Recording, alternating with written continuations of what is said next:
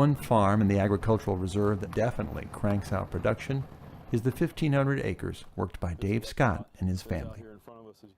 Our family bought the farm in the 40s, and I'm third generation farmer. The farm itself is 275 acres, but we lease the rest of it from various other landowners. We grow corn, wheat, soybeans.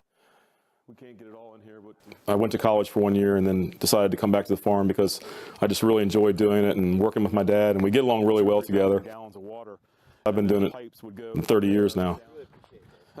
The thing that drew me into farming was just the love of the outdoors and working with equipment. Every day is different. It's fun. And my wife, the first time she ever saw me was in my combine. I asked her if she thought my combine was sexy, and she said, yeah. So, years ago, I was probably about 16, 17, and I was working here on the farm. My father had to go somewhere that day. We're having a 10,000-gallon fuel tank hauled in here, and he said, you're in charge of getting this tank unloaded. So when it rolled off the trailer, it rolled 300 feet down across the soybean field, and it just flattened the beans like a steamroller. My dad came back and he was so mad that he fired everybody that day, but he hired us all back the next day.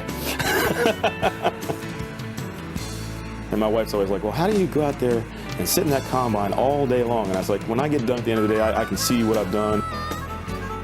It is a sense of accomplishment. If it's a good crop, you have you see the grain coming in the tank behind you, and you're filling the combine up every 5 or 10 minutes. You run into the truck and dumping it, and it's just like you're really doing something. I'm proud of it. My parents entered us into ag preservation probably 15 years ago. So the farm will never be built on, and I'm doing everything I can to hang on to it.